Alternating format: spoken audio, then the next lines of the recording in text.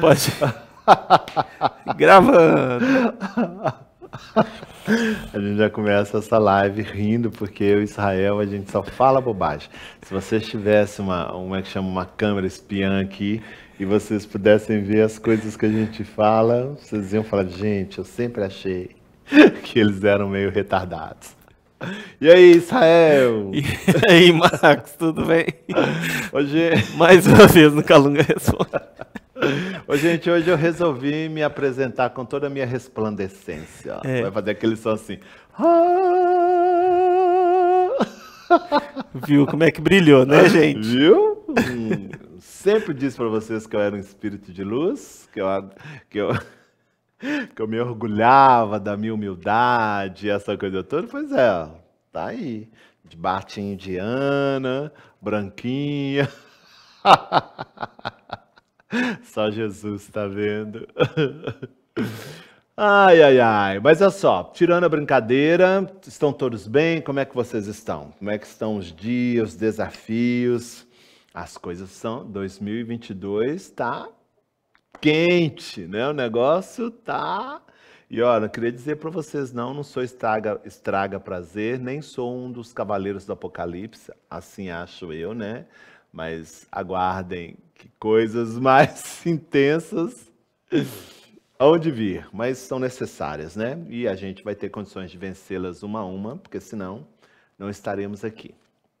Pois bem, pessoal, olha, tem um monte de recadinhos legais aqui. Margarete Fiuza, sensacional explicação de Calunga. A Márcia Prado, a Miriam Freitas, né? Que sempre manda carinhos pra gente. Tereza Guerra, enfim, o Carlos Couto, né? Todo um monte de gente legal, mas tem uma coisa aqui que eu quero partilhar com vocês, que eu acho que é uma curiosidade, se não todos, pelo menos, a grande maioria de nós tem. É a Márcia Prado. Ela fala assim, existe um tempo, ou melhor, uma idade para desenvolver a mediunidade? Ou melhor, chega uma certa idade que não é possível mais desenvolvê-la? Essa é a Márcia Prado, sou de Teresina, Piauí. Aquele lugar é bonito, lá para cima, lá Nordeste do Brasil. Ô, Márcia, olha só.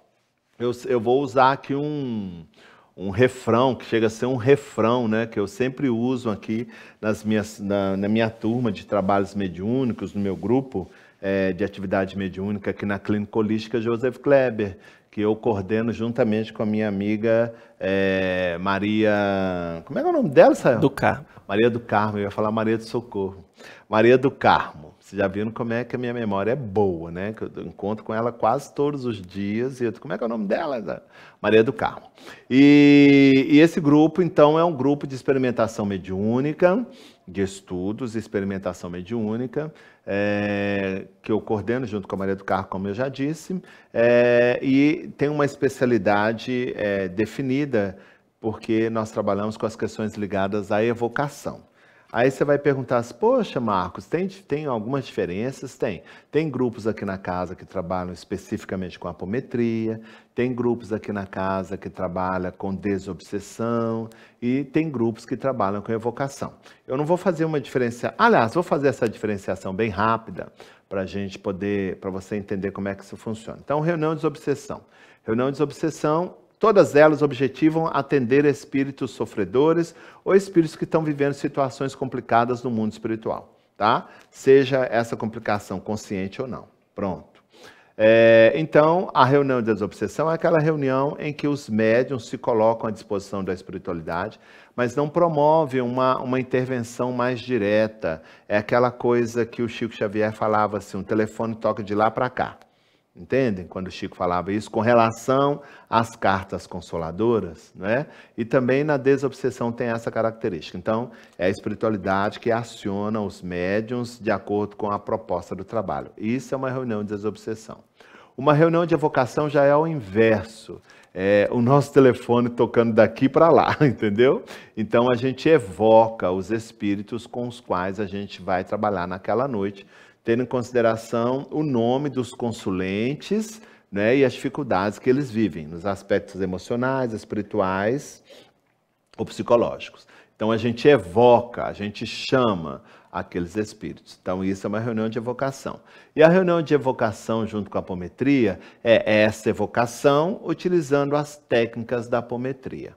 Certo? E a reunião especificamente de apometria, ela embarga essa questão, mas as técnicas são quase que basicamente as apométricas. Então, são essas 4 vertentes, mas todas elas, umas esbarram uma nas outras em função do processo mediúnico em si.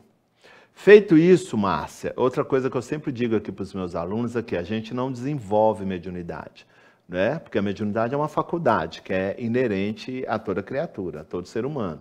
Tá? Então não desenvolvemos a mediunidade, mas a gente educa o médium para exercer com mais equilíbrio, com mais sensatez, com mais produtividade essa faculdade mediúnica que lhe é emprestada, que é psíquica e é física, é extrafísica e é biológica, porque existem algumas alterações cerebrais, nervosas no médium que possibilita essa intervenção de outras inteligências e tem como porta de entrada modificações perispirituais desse próprio indivíduo encarnado, tá? Então, Márcia, não se educa a mediunidade, educa-se o médium. E o médium, a partir desse processo de amadurecimento, vai lidando com a sua faculdade mediúnica também de uma forma mais madura, mais coerente. Qual é a melhor idade para isso acontecer? Às vezes não são questões ligadas à idade cronológica. Às vezes, tá?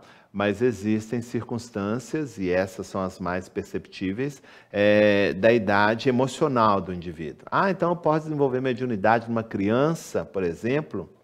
Aí é uma controvérsia muito grande dentro dos estudos espíritas e dentro das questões espiritualistas. Porque, anatomicamente, uma criança ela ainda não tem todas as suas estruturas cerebrais, nervosas já organizadas de maneira a suportar, por exemplo, uma intervenção de uma outra inteligência. Mas, em contrapartida, a gente vê, por exemplo, quando a gente estuda as obras básicas, que elas foram apresentadas por Allan Kardec através de 2 crianças de 14 e 15 anos. Não é? Então, existem algumas nuances que a gente deve observar de maneira com que a gente não incorra em circunstâncias pré-estabelecidas, fixadas e que não nos permitam avaliar essas questões, e eu não vou entrar nos aspectos dessa avaliação. É óbvio que a mediunidade tem uma característica biológica no decorrer do nosso amadurecimento biológico, essa percepção do mundo extrafísico, ela tende a diminuir em função das próprias limitações que vão ocorrendo no nosso organismo físico, né? Quem se lembra, por exemplo, na fase áurea de Chico Xavier, das cartas consoladoras lá em Uberaba, e depois, quando ele já estava no estado adiantado de idade e até um comprometimento de saúde, aquelas intervenções elas se reduziram e a gente poderia ver, inclusive, que as características de conteúdo da mensagem vindo através dele também se alterou. Aí vocês vão falar assim, poxa, mas os espíritos então ficaram menos inteligentes? Não, mas é porque as percepções elas vão se tornando também mais tênues, né?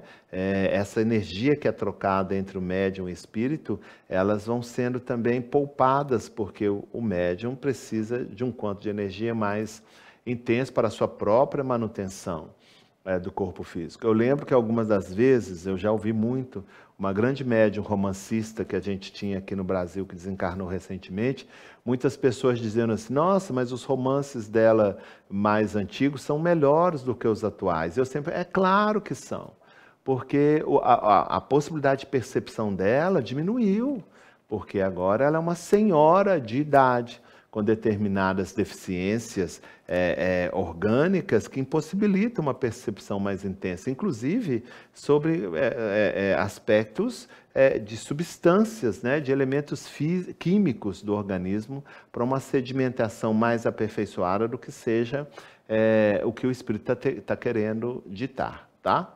Enfim, Márcia, todas essas coisas elas vão guardar relação com o bom senso, maturidade de quem quer que seja que deseja entrar nesse universo maravilhoso da mediunidade. Daí o estudo e a prática, né, de uma forma prazerosa, gostosa, responsável, feliz, alegre, espontânea, serem os pontos aí fortes para que aquilo que se deva desenvolver através de quem quer que seja, aconteça. Tá bom? É isso. Agora, a gente vai se preparar para receber aqui o dono do programa, que é o Calunga. Ai, ai, vamos lá.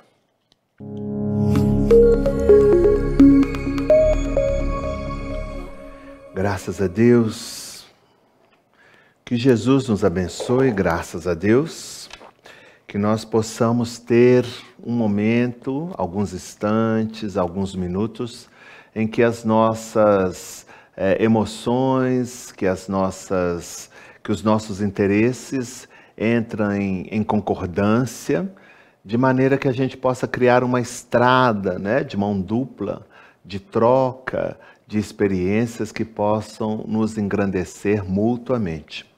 Jamais devemos esquecer que qualquer intercâmbio mediúnico, na esfera em que ele se realizar, objetiva, antes de tudo, o engrandecimento daquele que comunica e utiliza de um caminho para se comunicar e daquele que abre as portas do seu psiquismo, da sua emoção, para que aquela comunicação aconteça. Não há aproveitamento desleal no momento em que esse intercâmbio se estabelece sobre as bênçãos de Deus e nas bases do progresso e do favorecimento de novas ideias e de novas posturas. Todos saem ganhando quando a mediunidade é exercida com respeito, com carinho, integridade, tendo como espelho os reflexos apresentados pelo Evangelho de Jesus. Graças a Deus, graças a Deus. Graças a Deus, Calunga, hoje vamos fazer a pergunta de Cristiane Rose Gregório. A pergunta é a seguinte: Calunga, qual seria o propósito principal de algumas crianças terem memórias tão fortes e detalhadas de suas vidas passadas? Graças a Deus. Como eu vou dizer isso para vocês? São circunstâncias que certamente não são aleatórias, mas que diante da efusiva importância que alguns pais têm com relação a esse episódio,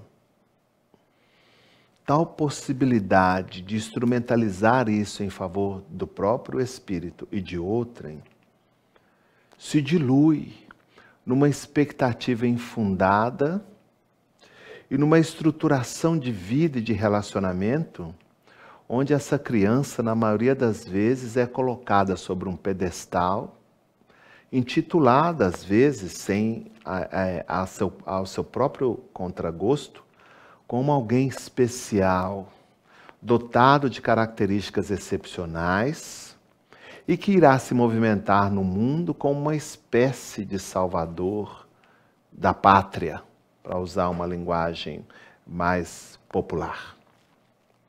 Sim, existem períodos na vida do espírito recém-desencarnado, e isso é natural, que determinadas experiências vividas em momentos anteriores àquela reencarnação venham à tona em níveis diferenciados e que se apresentam para alicerçar uma relação mais bem fundamentada entre os seus próprios pais e o espírito reencarnante. Ter lembranças de momentos vividos devem ser percebidos e sentidos por quem quer que seja, não como um privilégio, mas uma ferramenta a mais que Deus coloca à disposição daqueles que naquele momento serão gestores para uma educação mais apropriada e dilatada, vendo ali diante de si não um filho de carne e osso apenas, mas uma inteligência imortal que viaja pelas épocas, pelo tempo, e que naquele momento se apresenta ali como seu filho, mas trazendo já em si todo um arcabouço de conteúdos, de conhecimentos que podem, inclusive, extrapolar as vivências e experiências dos seus próprios pais em tempos atuais. Estar diante de uma criança que tem essa possibilidade é ter diante de quem quer que seja uma possibilidade de transpor os limites limitantes do corpo e estabelecer uma relação mais efetiva com a imortalidade, vendo o seu filho como um viajor das estrelas, um espírito imortal, que se apresenta de uma forma totalmente inequívoca, dizendo a esses pais, momentaneamente, eu estou seu filho. Mas sobre a ética e o olhar da imortalidade, eu sou filho de Deus. Momentaneamente, vocês estão meus pais. Mas da mesma maneira em que eu sou uma inteligência imortal, filha de Deus, vocês também o são. Então, que tal nós estabelecermos uma relação que transcenda pai, filho, mãe, filho e vice-versa? Que tal se a gente estabelecer uma relação entre almas, entre espíritos afins, que por uma necessidade que até esse momento a gente não consegue diagnosticar, foi colocado por uma ligação consanguínea e espiritual, debaixo do mesmo teto, para desenvolver um exercício de autoeducação, dentro dos confrontos do relacionamento cotidiano. Confrontos positivos, não tão positivos assim, mas que diante dessa dádiva apresentada pelo Criador, tem que, por cada um de nós, ser sentido, vivido e desenvolvido diferente do que a maioria das outras famílias desenvolvem no seu cotidiano. Que tal, ao invés da gente estabelecermos uma hierarquia de autoridade simplesmente porque vocês são meus pais, ou estão meus pais, eu estou seus filhos, nós estabelecemos uma relação de hierarquia sideral, espiritual, onde o que nos faz ser diferentes é justamente a capacidade que nós temos de intervenção em nós mesmos e no meio social onde a gente vive, promovendo o progresso, o despertar de novas ideias, um aconchego sem estabelecer limites, sem estabelecer crenças, níveis sociais, etnias, cor de pele, sexo, ou seja lá o que for. Que tal, diante dessas minhas lembranças tão efusivas, tão coloridas, tão intensas, que eu apresento a vocês que estão meu Pai nessa tal reencarnação, ou nessa atual reencarnação, que tal apenas não nos deixarmos deter por esse fenômeno especificamente, nós transmutarmos isso em ferramenta de despertamento a outros filhos, pais e famílias sobre a realidade da alma, sobre a pré-existência da alma, sobre as várias existências que estivemos, estamos tendo e teremos daqui adiante, sem uma característica de imposição doutrinária desrespeitosa, mas apenas simplesmente por uma observância mais amorosa, afetiva, dentro das nossas relações, da maneira com que a gente se trata, da maneira com que a gente conversa, da maneira com que a gente se respeita mutuamente. Há várias maneiras de se falar da espiritualidade e dentro desse contexto apresentado pela companheira, é quase